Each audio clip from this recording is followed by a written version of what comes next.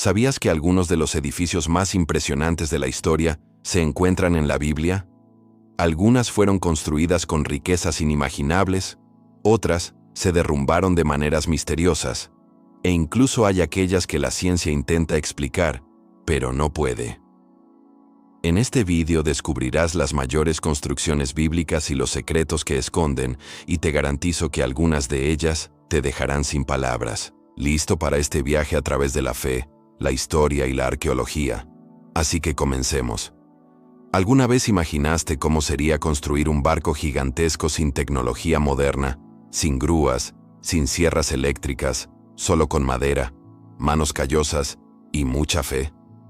Eso es exactamente lo que hizo Noé, y hoy vamos a profundizar en este fascinante misterio que se extiende por milenios y continúa intrigando a científicos, arqueólogos y personas de fe. La Biblia nos dice que en una época de extrema corrupción en la tierra, Dios eligió a un hombre para una misión imposible: construir un refugio colosal para salvar a su familia y a los representantes de cada especie animal de un diluvio global. Ahora imagina la escena. Noé recibe esta orden divina y comienza a cortar madera, hacer herrajes, crear compartimentos. El trabajo fue duro. Fueron décadas de enfrentar burlas, calor intenso y el peso de la responsabilidad de preservar la creación de Dios. El arca no era un simple barco. Sus dimensiones eran gigantescas, aproximadamente 135 metros de largo, 22 metros de ancho y 13 metros de alto. Para que os hagáis una idea, tiene casi el tamaño de un carguero moderno. Y todo ello está fabricado con madera de tusa, recubierta de betún para resistir el agua. Piense en el desafío: organizar compartimentos para miles de animales, crear sistemas de ventilación, almacenar comida suficiente para meses. Cada detalle debía ser pensado con absoluta precisión. Ahora piense conmigo. ¿Cómo logró Noé lograr esta hazaña sin herramientas avanzadas? ¿Cómo organizó a los animales en su interior? ¿Y realmente hubo una inundación capaz de cubrir montañas? ¿Es esta historia solo un mito, o hay señales de que algo realmente sucedió? Geólogos e historiadores han encontrado evidencia de una gigantesca inundación en la región de Mesopotamia. Los estudios sugieren que hace miles de años, un evento catastrófico pudo haber sumergido grandes áreas, dando lugar a la tradición de una inundación global. Capas de sedimentos y depósitos marinos en lugares inesperados indican que algo extraordinario ha sucedido. Pero lo que más llama la atención son los supuestos descubrimientos del propio arca. En 1959, un piloto turco sobrevoló el monte Ararat e identificó una formación que parecía el casco de un barco. Desde entonces, varias expediciones han intentado confirmar si los restos del barco de Noé se encuentran allí. Algunas de estas misiones encontraron trozos de madera petrificada, así como estructuras geológicas compatibles con una embarcación de gran tamaño. Los análisis mostraron que la madera tenía miles de años y que la forma de la estructura correspondía a las dimensiones bíblicas. ¿Pero es realmente el arca de Noé? La ciencia aún debate, mientras la fe continúa inquebrantable. Lo fascinante es que no hay una, sino varias culturas antiguas en todo el mundo que han conservado historias de una gran inundación. Los sumerios, los griegos y los nativos americanos tienen sus relatos de una inundación catastrófica que casi acabó con la humanidad. ¿Coincidencia? ¿O estaban todos preservando la memoria del mismo hecho real? Imagínate estar frente a una ciudad rodeada de inmensas murallas, tan gruesas que podrían resistir cualquier ataque. Ahora pensemos en lo imposible. Estos muros se derrumban no por culpa de las máquinas de guerra, sino solo por el sonido de las trompetas y los gritos de fe. Esta es la historia de Jericó, una de las ciudades más antiguas del mundo, y escenario de uno de los acontecimientos más impresionantes de la Biblia. ¿Pero esto realmente sucedió? ¿Y qué tiene que decir la ciencia sobre esta increíble caída? La Biblia describe a Jericó como una ciudad fortificada, con murallas que parecían infranqueables para los israelitas, que acababan de abandonar el desierto después de 40 años de vagar. Conquistar Jericó fue un gran desafío, pero Dios tenía un plan. Ordenó al ejército de Israel que marchara alrededor de la ciudad durante 6 días, una vez al día, en silencio. El séptimo día debían dar 7 vueltas, tocar las trompetas y gritar. Y entonces sucedió algo increíble. Los muros cayeron por completo. Ahora detente y piensa, ¿es esto posible? ¿Cómo una simple marcha y el sonido de trompetas pudieron derribar muros tan fuertes? Estamos hablando de enormes estructuras de piedra, construidas para durar siglos, que simplemente colapsaron en cuestión de segundos. A lo largo del siglo XX, numerosos arqueólogos investigaron Jericó y encontraron ruinas impresionantes. Uno de los descubrimientos más impactantes fue realizado por la arqueóloga británica Kathleen Kenyon, quien excavó la zona en la década de 1950. Identificó restos de enormes muros y, lo más sorprendente, evidencia de un colapso repentino. Los muros parecían haberse derrumbado desde adentro hacia afuera, en lugar de haber sido derribados por un ataque externo. Esto coincide perfectamente con el relato bíblico, donde los muros no fueron derribados por arietes o catapultas, sino por el poder de Dios. Pero el descubrimiento más intrigante llegó después. Los arqueólogos encontraron tinajas de grano intactas entre las ruinas, algo extremadamente inusual. Cuando una ciudad era conquistada, los invasores saqueaban todo, especialmente los alimentos, pero en Jericó, el grano permaneció intacto, exactamente como lo describe la Biblia. Dios ordenó que no se tomara nada de la ciudad, que todo fuera destruido como ofrenda a Él. Algunos estudiosos han intentado encontrar una explicación natural a este suceso. Una teoría sugiere que un terremoto pudo haber sido responsable del colapso de los muros. De hecho, Jericó está situada sobre una falla geológica, y los terremotos eran comunes en la región. Los científicos sostienen que un fuerte terremoto en el momento adecuado podría haber provocado el colapso de las paredes.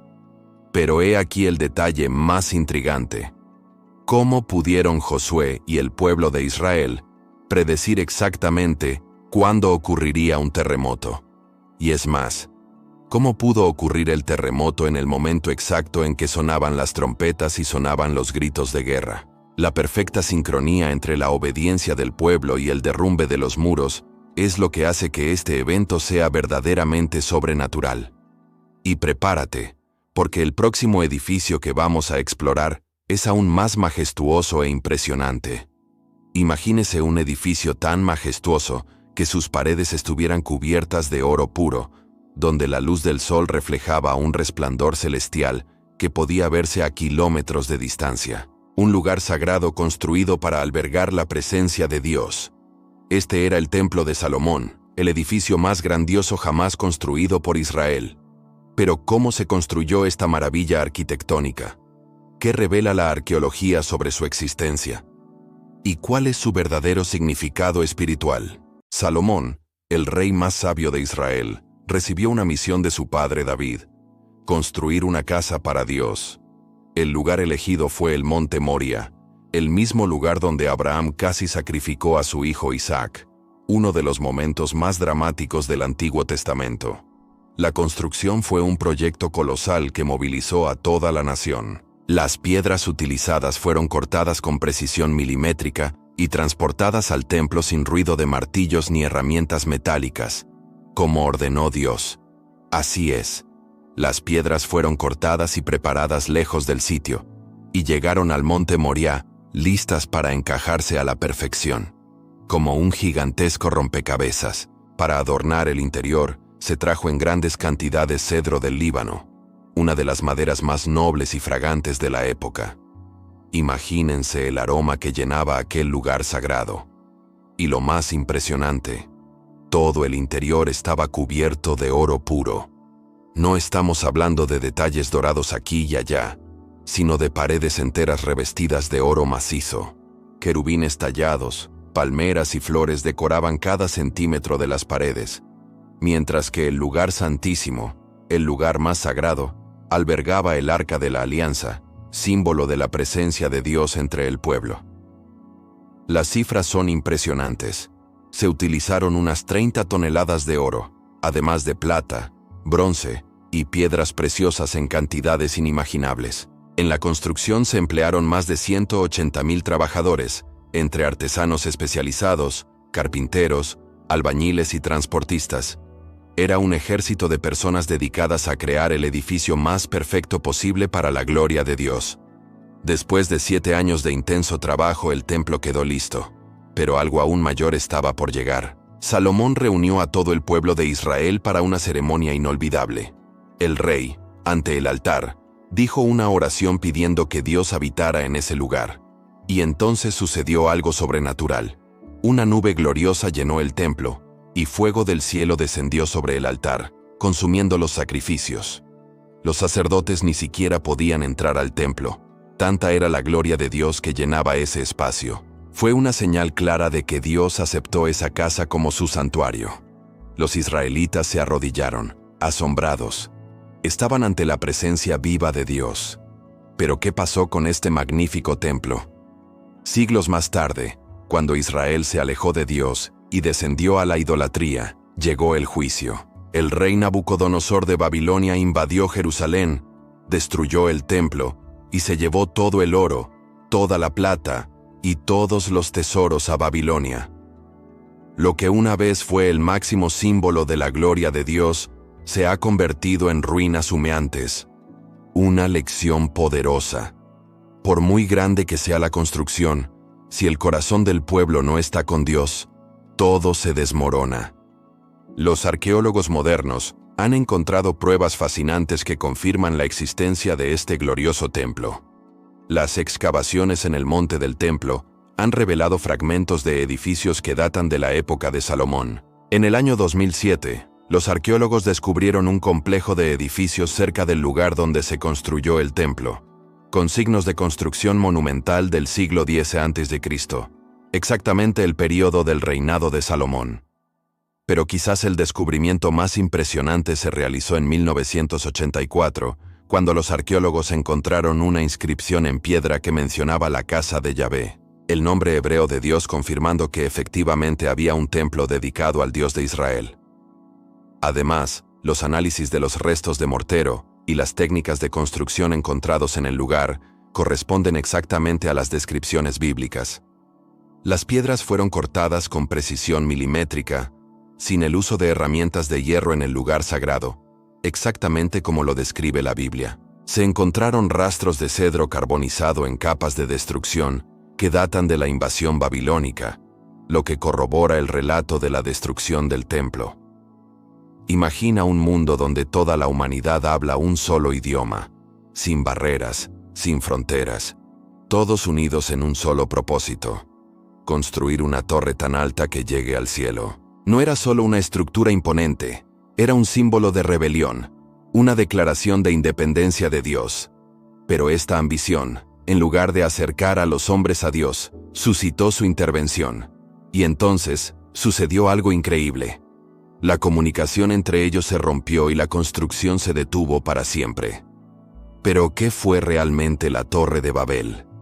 ¿Existió realmente? ¿Qué tiene que decir la arqueología sobre esta historia? Y lo más importante, ¿cuál es la mayor lección que nos deja esta construcción hasta el día de hoy? La Biblia nos dice que después del diluvio, los descendientes de Noé comenzaron a extenderse y poblar la tierra.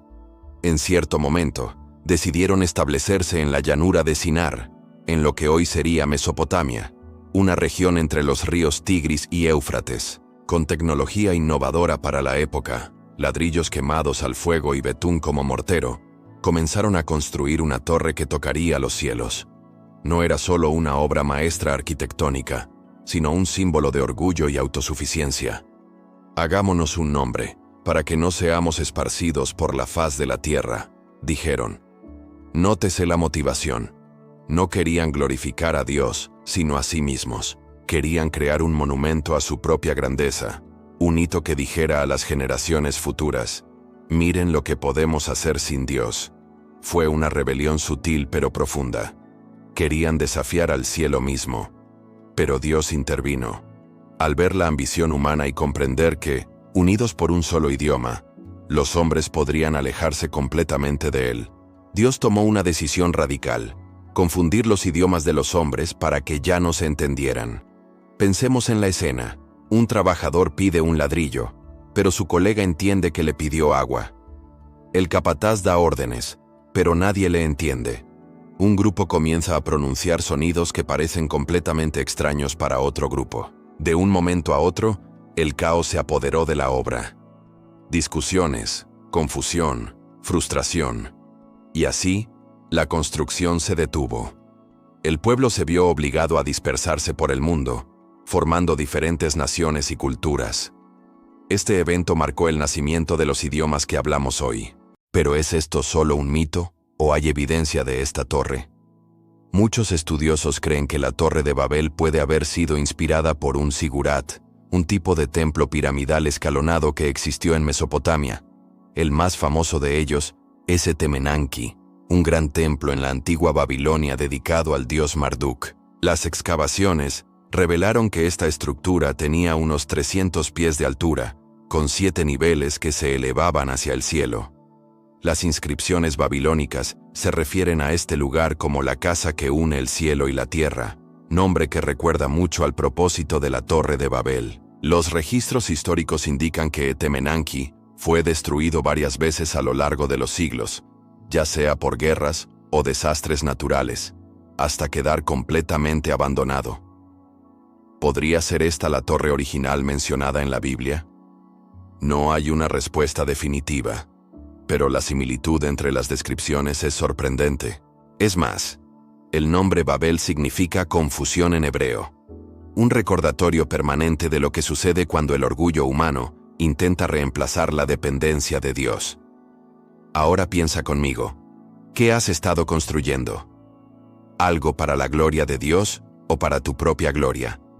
¿Cuántas veces nos encontramos intentando construir nuestras propias torres, buscando reconocimiento, poder, estatus, sin darnos cuenta de que nos estamos alejando del propósito para el que fuimos creados? La Torre de Babel es una advertencia eterna. Cuando anteponemos nuestra gloria a la gloria de Dios, la confusión y la dispersión son inevitables. Si eliges construir tu vida en base a la voluntad de Dios, deja ahora tu comentario. Señor, quiero construir mi vida en ti. Y ahora exploremos la última y una de las construcciones bíblicas más significativas, una que lleva en sí una historia de destrucción, reconstrucción y esperanza. Imagínese vivir en una época en la que su pueblo fue desarraigado de su tierra, conducido al exilio y vio el templo sagrado reducido a escombros humeantes. ¿Sería este el fin de la conexión con Dios? No para los judíos.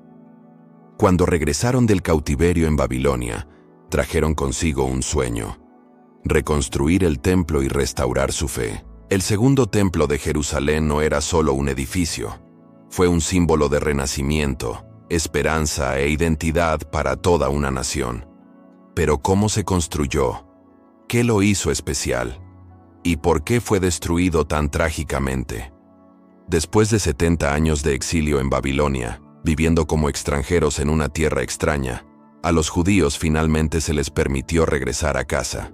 El rey persa Ciro el Grande ordenó la reconstrucción del templo e incluso ayudó con recursos para la obra. Fue un milagro político y espiritual, un rey pagano ordenando la reconstrucción de la casa de Dios. Pero cuando comenzaron a construir, se dieron cuenta de una dura realidad. El nuevo templo no sería como el de Salomón. Era más pequeña, menos lujosa, sin el arca de la alianza que se había perdido en la destrucción anterior, sin el brillo del oro puro que cubría sus paredes. Los ancianos que recordaban el primer templo lloraron de tristeza al ver poner los cimientos, pues aquel nuevo templo parecía pálido en comparación con la gloria que habían conocido. Los jóvenes celebraron, pero los viejos lloraron. Fue un momento de alegría mezclado con arrepentimiento, pero Dios envió un mensaje por medio del profeta Ageo: la gloria de esta última casa será mayor que la de la primera. ¿Qué significó esto? ¿Cómo podría un templo aparentemente inferior ser más glorioso que el de Salomón? La respuesta llegaría siglos después. El rey Herodes el Grande decidió ampliar y embellecer el segundo templo de una manera que nadie creía posible. Lo transformó en una de las estructuras más impresionantes del mundo antiguo. Herodes duplicó el tamaño de la explanada del templo, creando una gigantesca plataforma sostenida por muros colosales, algunos con piedras que pesaban más de 500 toneladas. Creó un complejo sistema de columnas y pasarelas, patios para judíos y gentiles, cubrió partes del templo con mármol dorado y blanco que brillaba intensamente al sol. El resultado, un edificio que dejó a los visitantes asombrados por su belleza arquitectónica. Este templo se convirtió en el corazón del judaísmo. Allí llegaban miles de peregrinos 3 veces al año para las grandes fiestas. Fue allí donde se ofrecieron sacrificios diariamente, donde las oraciones ascendieron al cielo, donde se mantuvo viva la esperanza de un pueblo. Y fue allí donde Jesucristo, el Mesías prometido, enseñó a multitudes, expulsó a los mercaderes que habían convertido la casa de oración en comercio y anunció algo impactante, que aquel magnífico templo sería destruido. Sus palabras parecían imposibles. ¿Cómo podría un edificio tan sólido y bien construido ser completamente arrasado? Pero Jesús sabía lo que vendría. En el año 70 después de Cristo, los romanos sitiaron Jerusalén durante la primera revuelta judía. Después de meses de brutal asedio, con la ciudad hambrienta, finalmente invadieron y quemaron el templo. Los relatos históricos de Josefo, el historiador judío que presenció la destrucción, dicen que el oro se derritió con el intenso calor y fluyó entre las piedras. Los soldados romanos, ávidos de riquezas, literalmente desmantelaron el templo piedra a piedra para sacar el metal precioso que se había filtrado por las grietas. La profecía de Jesús se cumplió literalmente. No quedará piedra sobre piedra. Hasta el día de hoy, todo lo que queda es el muro de las lamentaciones, una pieza de la estructura exterior que aún se mantiene en pie, recordando a los judíos la grandeza y el dolor de la pérdida del templo. Judíos de todo el mundo van allí para orar, colocar peticiones escritas entre las piedras antiguas y llorar por la gloria perdida. Pero la profecía de Ageo era correcta. La gloria del segundo templo era mayor. ¿Por qué? Porque fue en ese templo donde caminó Jesucristo, Dios mismo encarnado. El primer templo tenía oro y esplendor, pero el segundo tenía la presencia física del Mesías. Y Jesús trajo un mensaje revolucionario que cambiaría para siempre el concepto de templo. «Destruid este templo, y en 3 días lo reedificaré», dijo Jesús. Los líderes religiosos se burlaron, pensando que se refería al edificio físico que había tardado décadas en construirse. Pero Jesús habló del templo de su cuerpo. 3 días después de la crucifixión, resucitó, iniciando una nueva era. El templo ya no sería un edificio de piedras, sino el cuerpo de creyentes. Dios ya no habitaría en las construcciones humanas, sino en el corazón de quienes lo aceptaran. El apóstol Pablo explicó esto claramente. ¿No sabéis que sois templo de Dios y que el Espíritu de Dios habita en vosotros? Piense en el impacto de esta revelación. No es necesario ir a un lugar específico para encontrar a Dios. No necesitas muros de oro, ni rituales elaborados. Si crees en Cristo, eres el templo, la morada de Dios en la tierra. Ahora piensa conmigo. Si Dios quiere vivir en ti, ¿está tu vida preparada para recibirlo? ¿Estás cuidando tu templo interior?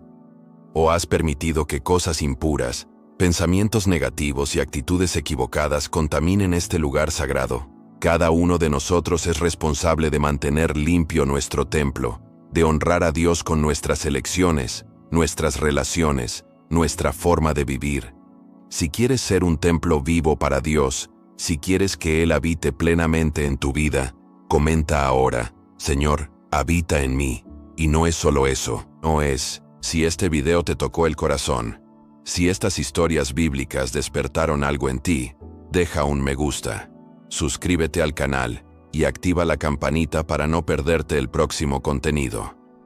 Comparta con amigos y familiares que necesiten conocer estas poderosas verdades. Y aún hay más. Para entender aún más sobre la historia de la Biblia y cómo estas construcciones encajan en el contexto de la época, mira ahora el vídeo sobre cómo era la vida en Israel en aquella época. Descubrirá detalles fascinantes sobre la cultura, la vida cotidiana de las personas, su ropa, comida, profesiones, y cómo la fe dio forma a todos los aspectos de la sociedad. Cómo funcionó la economía, cuáles eran las costumbres de la boda, cómo se educaba a los niños. Todo esto y mucho más te espera en el siguiente video. Pulsa ahora en el vídeo que aparece en tu pantalla y emprende este viaje en el tiempo. Descubramos juntos las maravillas de la palabra de Dios. Hasta la próxima.